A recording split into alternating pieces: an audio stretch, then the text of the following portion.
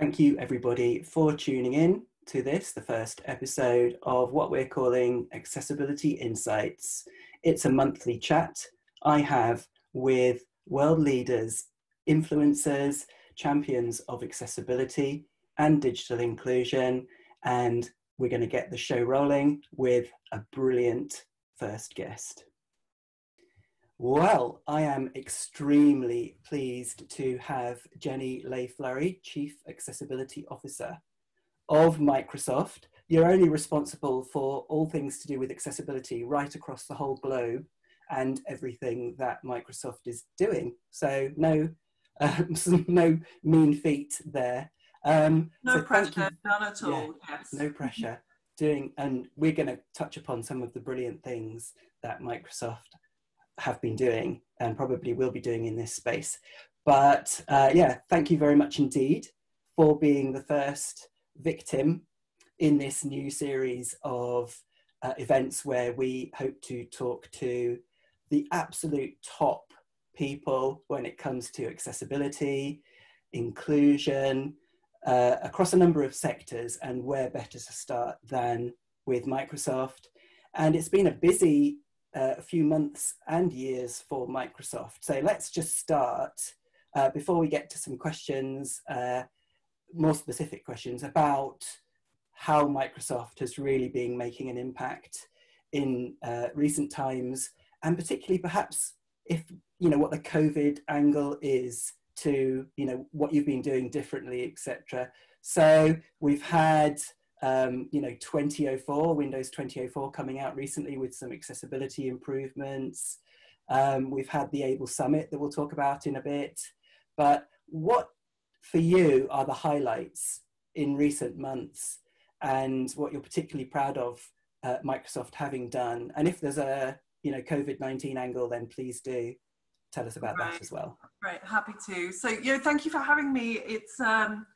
It's always good to wake up because it's 8 o'clock here in Seattle in the afternoon back home in the UK. So I love it. It's a chance to have a cup of tea and have a good conversation. It's the home of Starbucks. You need to have coffee. I do. I have a mix, and I do have actually. It's my Edinburgh mug today that's filled up this morning. So yes, all good. Don't worry. PG tips all the way. I will say, I think accessibility during these times, I think, it's never been more important to think about accessibility during these times. And I think while accessibility has clearly been a priority for Microsoft, as many other companies, the limelight that the pandemic has put on the need for access, I think, has been pretty humbling and one hell of a sort of a learning journey. So maybe to touch on that first, I think the pandemic came down here in Seattle pretty early. It was right at the beginning of March. And literally there was a text message I sent to Belle, who's my ASL interpreter, down the bottom here on the Zoom screen. Work from home tomorrow. And I haven't seen her since. And I think that's normally me and Belle are very much together in a room 6 feet apart, at least, sometimes a lot less than that. So it's been a very quick and steady, fast ramp. We had to learn how to work remotely. This isn't something that we're used to doing. We had to really learn that skill set. I will tell you that was its own journey, and I think every individual's been on their journey sort of figuring out how this works. What we saw from the broader perspective was that the Disability Answer Desk, which is our free customer support offering for folks with disabilities to contact us, whether you're a company or an individual, the volumes there shot up. They doubled pretty much overnight. We've been steadily running at 200 to 300% of volume expectations, and we've been running this desk for 7 years. I was one of those customers. Right. Working from home, yeah. Welcome. And why did you call, Robin? Give me a sense. There was a particular issue with updating because, basically when we were updating to the next version of Windows, it was just taking a very long time. And It was I know it's faster than previous updates, but it was at the point in the update that narrator it hadn't got to the point where narrator could be activated to say that there's so many % left. So I did it via Be My Eyes, which is a brilliant app where Microsoft is one of the specialist support options.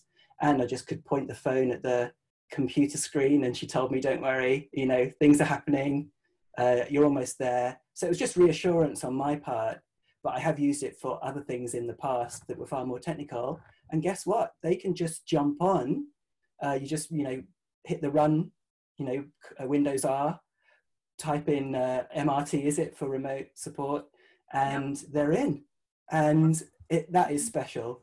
That is incredibly special. But to do it via a couple of taps on your phone actually is really, really good. So that was a brilliant advancement. It's been a few years since, you know, you became part of Be My Eyes, but that to me is my preferred way in, definitely. I love that. I think that's exactly the kind of scenario that we put Disability Answer Desk together for. And Be My Eyes, it was always, you know, it's kind of how is this going to work? We were first to go with it a couple of years ago, but we find that if people use Be My Eyes to come through, they're able to resolve their issue much quicker and get what they need and get back up and running. What we saw holistically with the COVID and pandemic was a ton of folks reaching out for, I would say, a lot of basic needs. They were updating a computer. How do I use this? I'm new to Microsoft Teams. How does this work with JAWS, Narrator, Zoom, whatever it may be.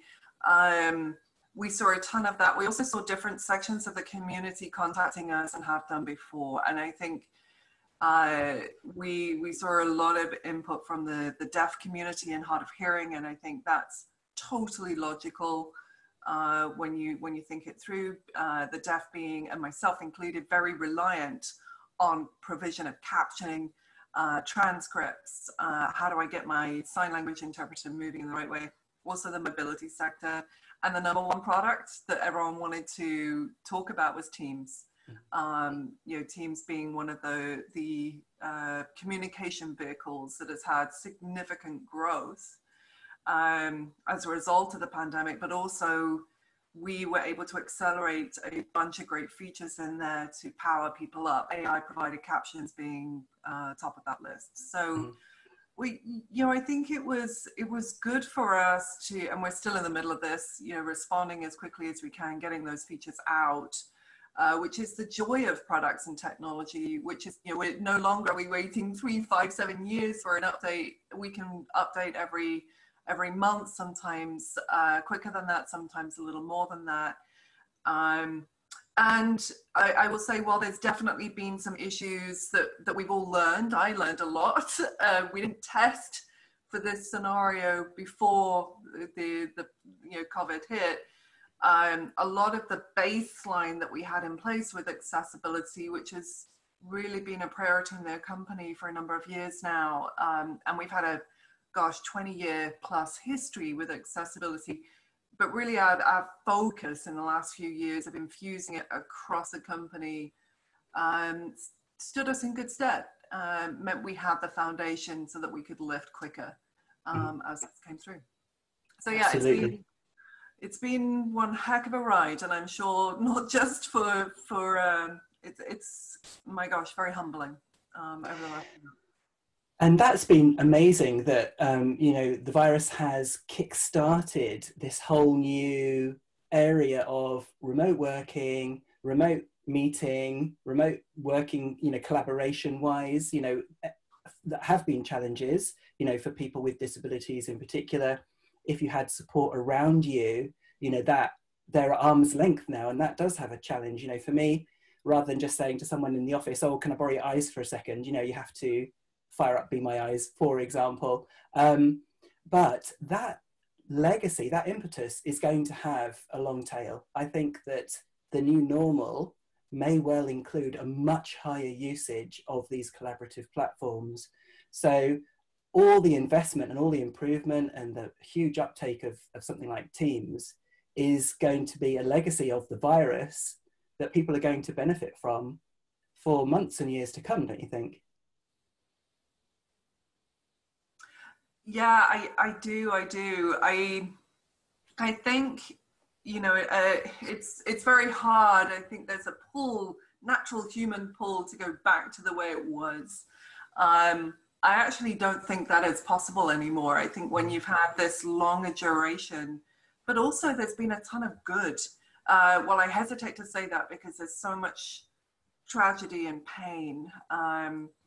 You know, my own sister works in the NHS. She had COVID. It's, you know, just small impact compared to what so many other, I mean, this is anxiety ridden.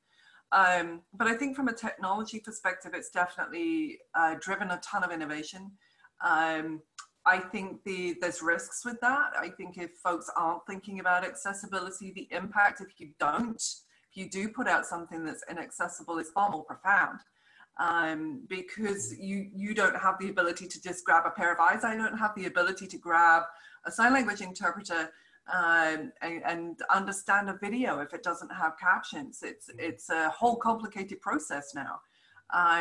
And so I think there's ramifications, but a ton of the features that we're seeing in Teams, things like hand raise, which is such an easy one where you can just put your hand, you press a button, and it makes your focus, your picture visible that you want to say something. Mm-hmm. Something like that was put in on the back of feedback of, I don't know when to butt in. I don't know when the next pause is going to be, and I'm scared of overlapping over people. Well, let me just put my hand up. That's got really cool implications for cognitive neurodiversity, let alone deafness and other disabilities. So yeah, I do think that there's a lot with every scenario like this one. You do get an innovation boost. Mm-hmm.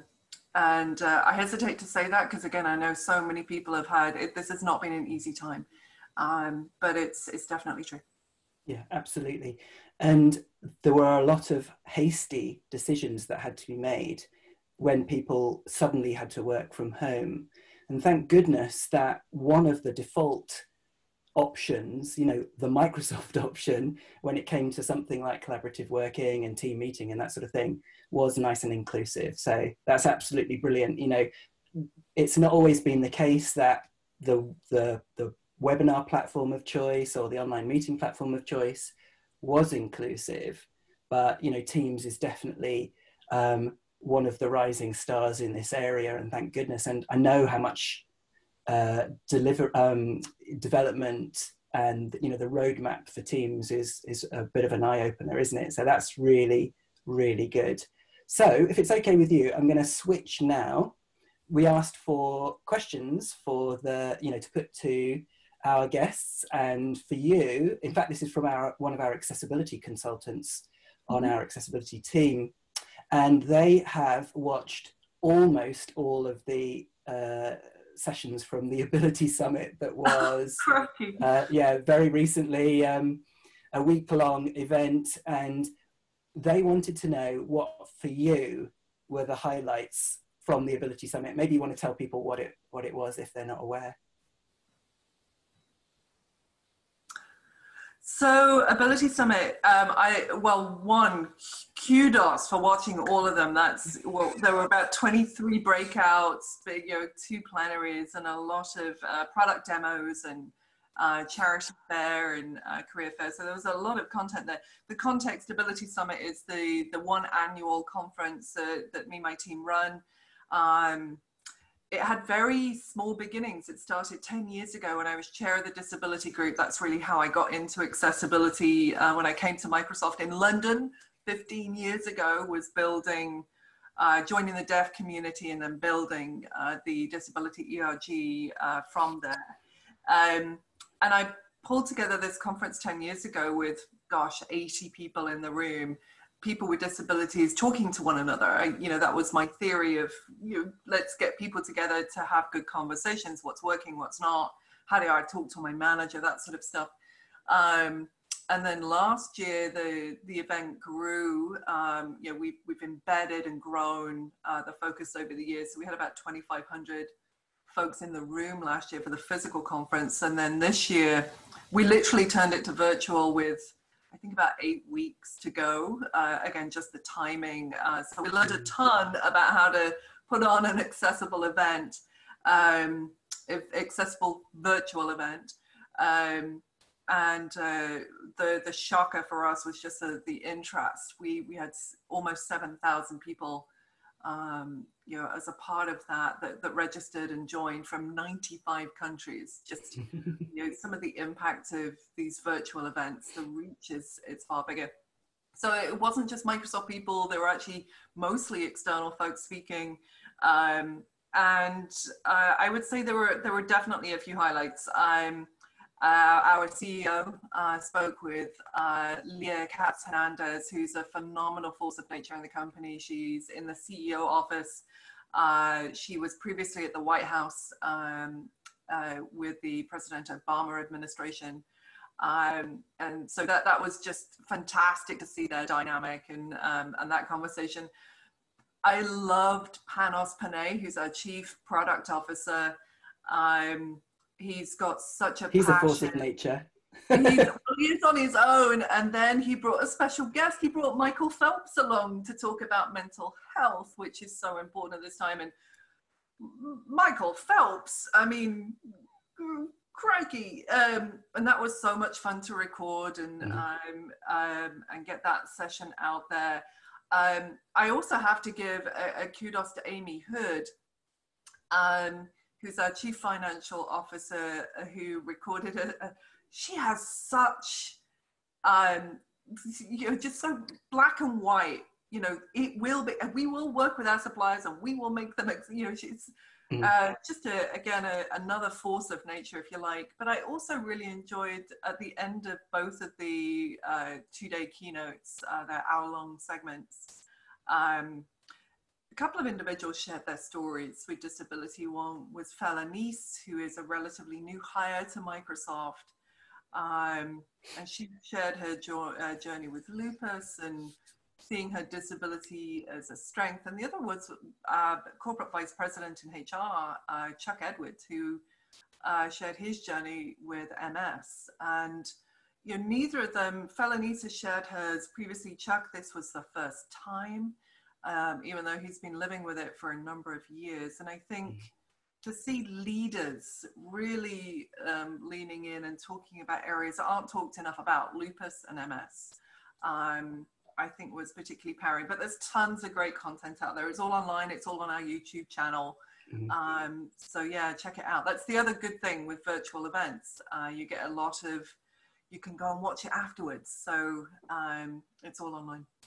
Absolutely. Now I'm going to sound really kind of socially maladjusted here, but for me it wasn't the kind of the people stories, although powerful as they were. It was the demos.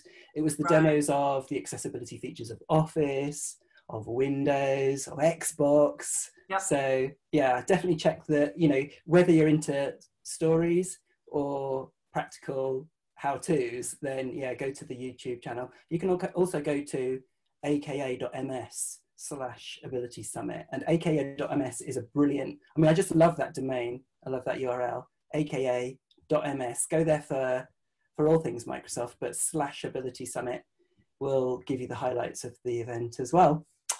So accessibility in action, do you want to say a little bit about that? What's involved with that?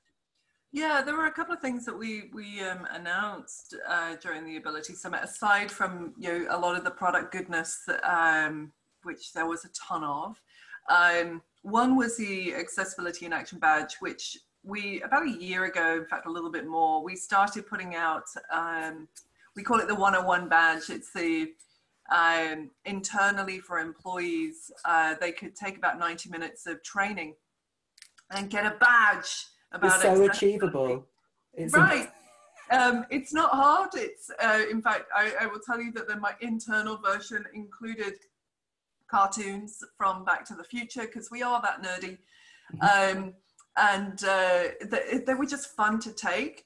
But the test at the end was hard. I mean, you couldn't rush through it. You actually had to consume the content, and it walks through a lot of the basics that not just from a soft skill perspective, but also from a nerdy skill perspective. It walked through a lot, and you took a badge. We got a wave of feedback from our employees saying, when are we going to get an external version I can share? So we published that in May. So this is really, we've taken out some of the Microsoft that might not be relevant external.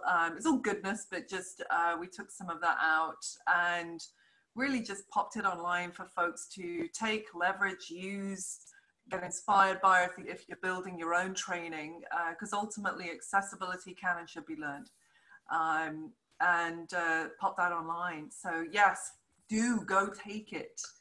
Yeah, and it's not just practical, it's also about an inclusive culture within an organization. So yeah, really, really good.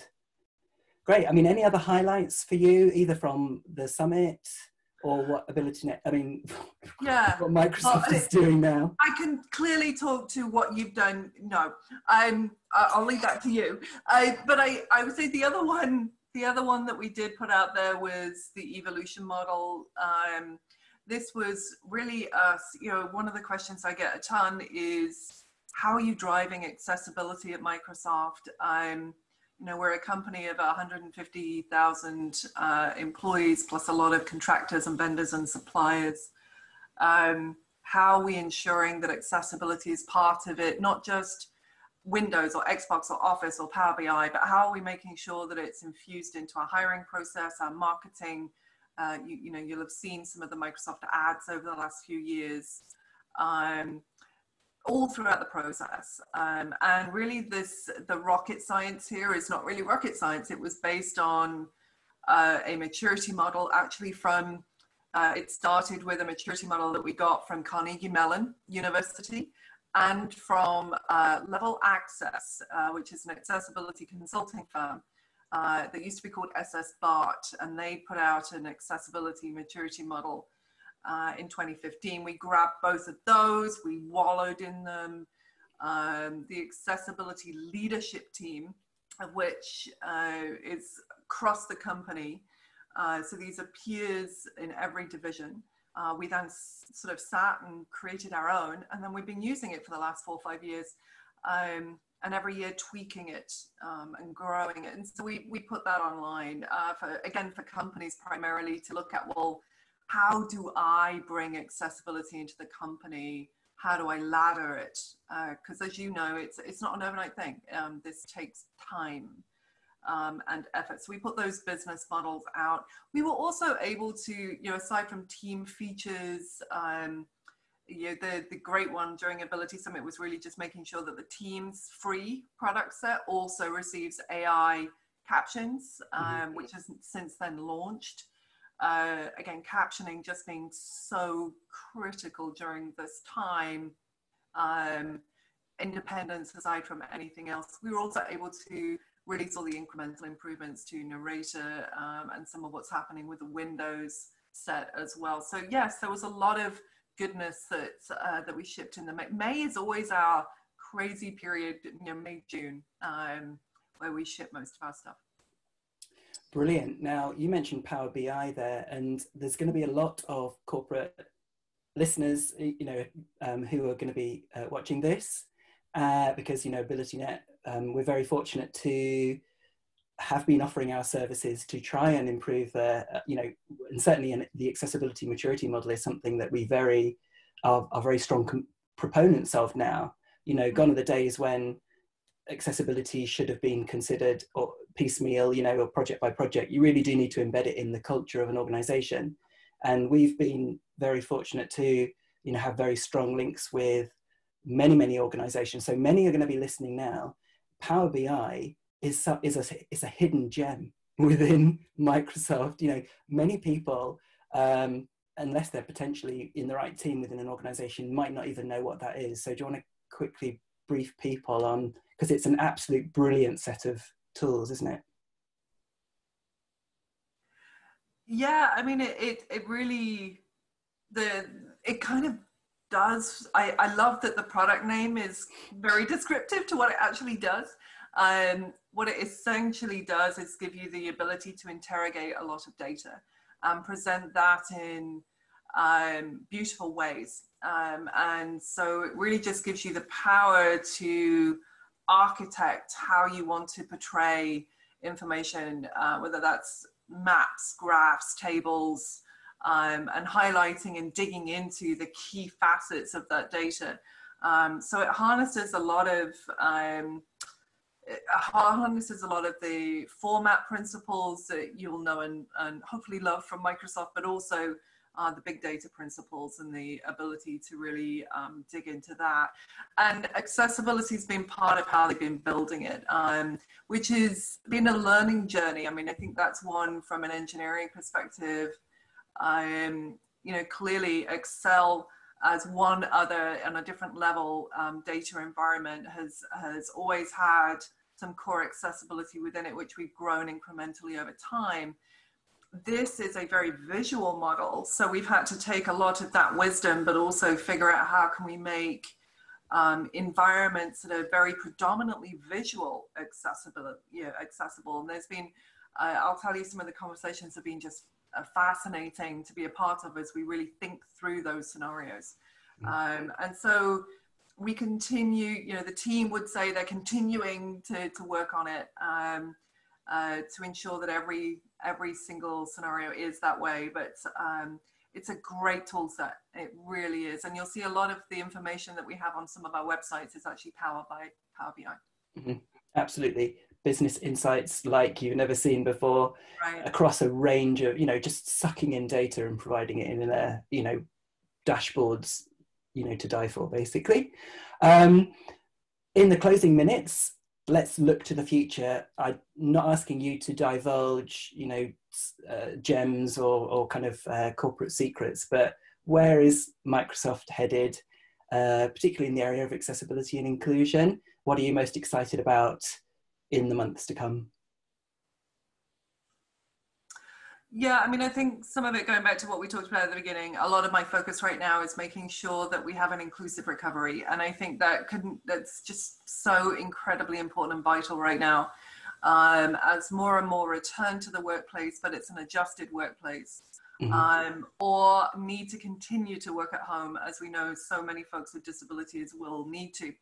While sheltering stops, it doesn't reduce the risk that there is with COVID. So we're very much focused on how can we ensure products like Teams, but not just Teams. You know, we work through the list of features that we've collected over the last several months, and we're slowly getting those out, or quickly getting those out. So, you know, one is about inclusive recovery, making sure that people with disabilities are a part of that recovery. And they were empowered through technology to get back into the workforce, if that's the route that folks want to go. I think aside from that, I think we've got, you know, the core fundamentals that we continue to push on with our Windows, Office, Xbox. I think gaming has been a fascinating, another one with COVID, that we've seen so many people turning to gaming as a source of fun and achievable fun in the home. And we started this path with the Xbox Adaptive Controller. Now we're seeing accessibility really being woven into the core of Xbox, but also games. And so how we can get more of those out. I think the other real big avenue is making sure that we continue to power products like Seeing AI, which has now taken over 25 million images.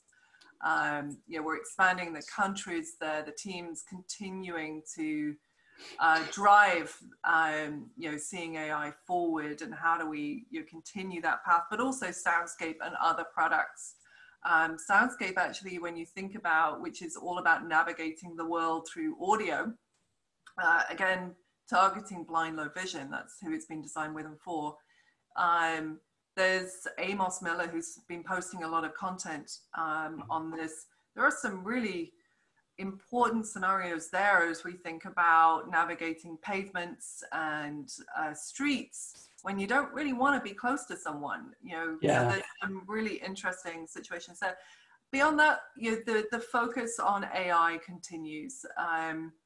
We actually, while this wasn't as a result of COVID, I do think that I love how sometimes things happen for the right reasons. Our latest round of AI for accessibility grants all went to mental health projects. mental health being clearly top of mind for us all at these times, and so just how can we leverage AI to really power up more intelligence about how we're using our time, to sort of provide that relief of having to take every single action, you know, letting technology take some of that burden as we go forward, and just the data that's needed here to move forward. So just continuing to think about how we can leverage technology here. And honestly, if there's anything that I would say is that's been really important in the last few months is the power of your feedback. I would tell you that list, I've got 500 features and bugs that I'm really working through that have come in the last several months. That's come from folks saying, hey, I would love to see X. I would love to see this. This didn't work quite right for me.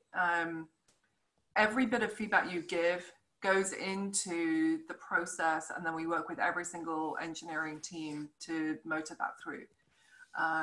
And so I would just say your feedback, whether it's to Disability Answer Desk, any of the other channels we have, is utterly paramount. And please keep reaching out. Let us help, whether it's through Be My Eyes or Dad, but also tell us what you want. Yeah, there's a brilliant feedback hub built into Windows as well. So I'm gonna put you on the spot here. I'm gonna throw you a question or a request. So there will be other brilliant guests on this monthly series of kind of chats. What would you like to say to the next person that we will be interviewing? We'll put your question or comment to them, whether it's a top tip or whether it's a request or even a question. What would you like to say to the next, you know, very prominent person in the area of inclusion or accessibility from you to them?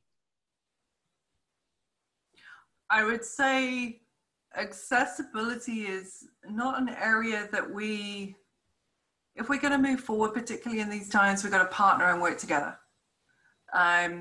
This isn't an area where we compete. It's not an area where we, you know, we've all got a healthy nerd engineer passion to drive the industry forward. But I would say that most of the folks that I think you're talking about, we talk a lot. We talk all the time. So I would say, what we're going to do together.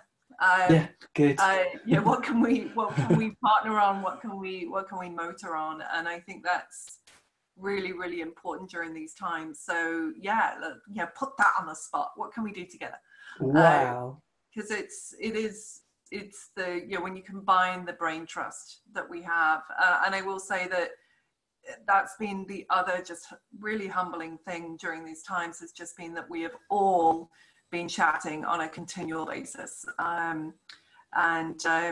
yeah, that camaraderie and grounding of what we do and why we do it has brought us even closer. That's such a brilliant answer. I mean, something that sprung to mind when you were saying about that, you know, you were talking about soundscape earlier, and I use that on a regular basis. And either you went to Bose or they came to you and said, you know, what can we do together in this area? Because I use Bose's sunglasses that have built-in audio and that have a built-in compass, and soundscape not only tells me what's around me, but as I move my head, those instructions about how I can get from A to B, what I'm passing, what's directly in front of me, pans around my head, thanks to your partnership with Bose and the fact that there is a sort of audio AR capabilities within those sunglasses. So that is absolutely brilliant. So yeah, and I will just say, you know, one of the great things, like Seeing AI is on iOS, Soundscape is on iOS. We actually, Apple just announced that the adaptive controller will work with their gaming platform coming up. And by the way, the same level of partnership with Google on multiple different areas as well. So it isn't something we just talk about, it's something we do. And I think because accessibility is something, if you need it, I don't want you to be worrying about what platform, what environment. I want you to be able to get to the technology you need and get going. There's certainly been an that's awful lot of doing at Microsoft in recent years and months. And so I'm really excited about, you know, what's going to happen for the rest of 2020 and for the rest of the decade too. So thank you very much, Jenny. Real pleasure having you on. Thanks for being our first. And I really look forward to the series and to what Microsoft is going to do. Thank you very much. Thank you for the partnership. Thank you for the time. I will go and get myself another cup of tea. You go and have a lovely evening, and I'll speak to you all soon. Take care. Thanks a lot. Bye. So please do tune in next month, guys. We have lots of brilliant guests lined up, including Caroline Casey of the Valuable 500, Christopher Patno of Google, Jennison Asuncion of LinkedIn, who also founded Global Accessibility Awareness Day. We all know about that. So please do subscribe to our newsletter on our website, subscribe to the podcast, subscribe to the feed, the channel on YouTube, and we look forward to seeing you next time.